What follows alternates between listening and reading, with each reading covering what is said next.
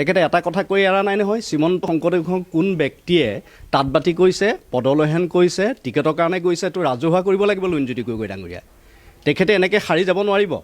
কাক কাক কাক কৈছে, কোনজন মানুহক কৈছে? আৰু মই আৰু এটা শুনিছোঁ যে টেমি কটাৰী বাজিছে। লুৰিণজ্যোতি গগৈ ডাঙৰীয়া, আপুনিও তেনেহ'লে টেমি কটাৰী। সদৌ অসম ছাত্ৰ সন্থাক আঙুলি তোৱাই কোনোবাই কথা ক'ব, আপুনি যেতিয়া উত্তৰ দিব প্ৰধান সম্পাদক হিচাপে, তেনেহ'লে আপোনাক কি বুলি ক'ব? টেমি কটাৰী আপুনি? আপুনি কাক টেমি কটাৰী বুলি ক'ব লাগিছে? শ্ৰীমন্ত শংকৰদেৱৰ লক্ষ লক্ষ ভকতে এটা গণতান্ত্ৰিক প্ৰক্ৰিয়াৰে নিৰ্বাচন কৰে। আপোনাক নিৰ্বাচন হয় নহয় মই নাজানো, আপোনালোকৰ গণতান্ত্ৰিক প্ৰক্ৰিয়া হয় নহয় মই নাজানো, কিন্তু মনত ৰাখিব শ্ৰীমন্ত শংকৰদেৱ সংঘৰ লক্ষ লক্ষ ভকতৰ এই সাধাৰণ ভকতে কিন্তু শ্ৰীমন্ত শংকৰদেৱ সংঘক প্ৰাণেৰে ভাল পায়। আৰু শ্ৰীমন্ত শংকৰদেৱ সংঘক গুৰুগৃহ বুলি গণ্য কৰে। নিজৰ ঘৰখনকে আপোন ঘৰ শ্ৰীমন্ত শংকৰদেৱ সংঘ। আৰু এই সংঘৰ লক্ষ লক্ষ ভকতক নৎসাত কৰিবৰ কাৰণে লুৰিণজ্যোতিৰ অন্ততঃ উঠ কঁপিব লাগিছিল, ভাবিব লাগিছিল। তেওঁৰ পিছফালে যোৱা কেইদিনমান আন্দোলন কৰা লোকসকল শ্ৰীমন্ত শংকৰদেৱ সংঘৰ ভকত, তালখোল লৈ পেলাই গামোচা পিন্ধি ধুতিপে, কিন্তু তেওঁ পাহৰি পেলাইছে ক্ষমতাত, তেখেতক পাহৰি পেলাইছে যে ক্ষমতাৰ তেওঁ এটা লিপচা, আৰু ক্ষমতাৰ কাৰণে তেওঁ পাহৰিছে কাক সুধি ৰাজনৈতিক দল গঠন কৰিলে। শ্ৰীমন্ত শংকৰদেৱ সংঘ ভকতো তাত আছিলোঁ। এতিয়া বিভিন্ন ধৰণৰ কথা কৈছোঁতো, আপোনালোকে এটা কথা কৈ পেলাই নক'ব, বহুত কথা শুনিছোঁ। শিষ্যসকলে প্ৰশ্ন কৰিব নালাগে। লুৰিণজ্যোতি গগৈ শুনি লওক, লুৰিণজ্যোতি গগৈ ডাঙৰ, মই আপোনাক কওঁ নালাগে, আপোনাৰ প্ৰশ্নটো মই বুজিছোঁ, মই শুনিছোঁ নহয়। তেওঁ কি কৈছে, শিষ্যবিলাকক প্ৰশ্ন কৰিবলৈ দিছে, কিন্তু সেইটো প্ৰশ্ন এখন ৰাজহুৱা মঞ্চত তেওঁ কিয় কৰিলে? মোৰ শিষ্যসকলে মোক প্ৰশ্ন কৰক, শ্ৰীমন্ত শংকৰদেৱ সংঘৰ বাবুল বৰাক সোধক বা প্ৰধান সম্পাদক বুলি কয় পদাধিকাৰক প্ৰশ্ন কৰক, আপত্তি নাই, কৰিব। প্ৰশ্নটো আমাৰ কৰে, প্ৰশ্নৰ উত্তৰ আমি দিব লাগে। কিন্তু তুমি কিয় কৰিলা? তুমি এটা জাতীয় অনুষ্ঠান, কাক প্ৰশ্ন কৰিছা তুমি?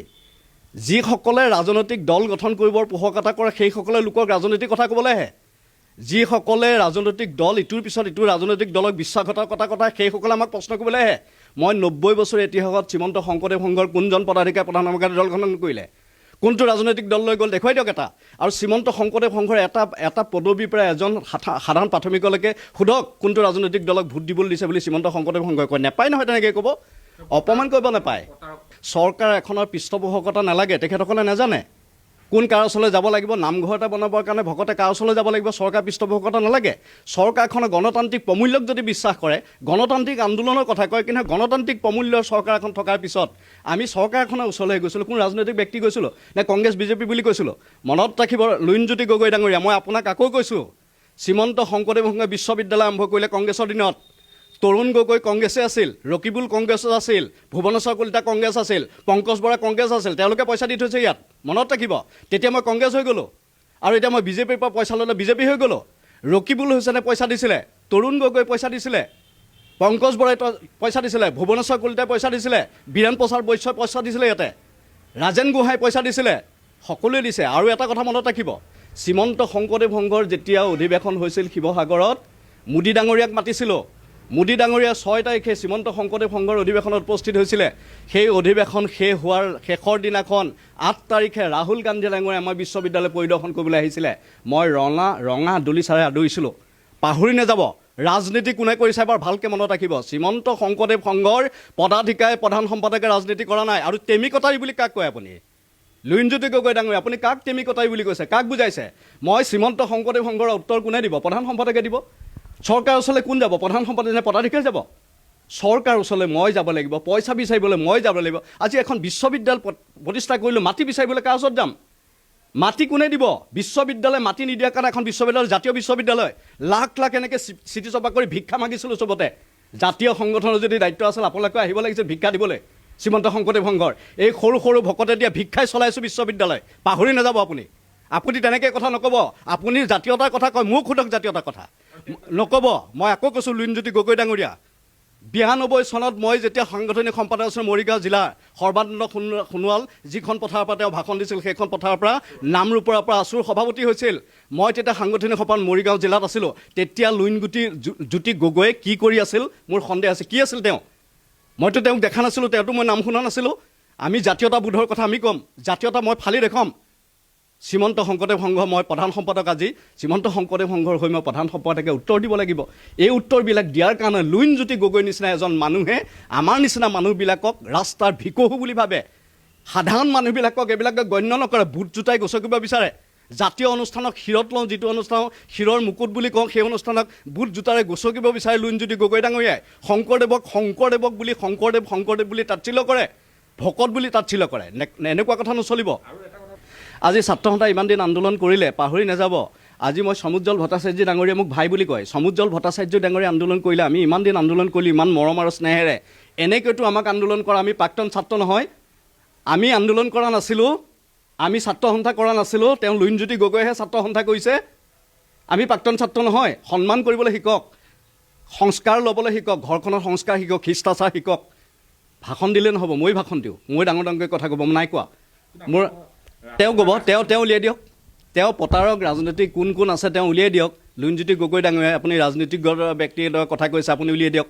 কোনজন প্ৰতাৰক আছে শ্ৰীমন্ত শংকৰদেৱ সংঘ, কোনজন RSSৰ লগত, কোনজন বিজেপিৰ লগলৈ গ'ল, আপুনি দেখুৱাই দিয়ক। কোনে ৰাতি তাঁতবাতি কৰিলে, কোনে তাঁতবাতি কৈ আছিল, আপুনি তেতিয়া ক'ত আছিলে তাঁতবাতি কৰি থাকোঁতে?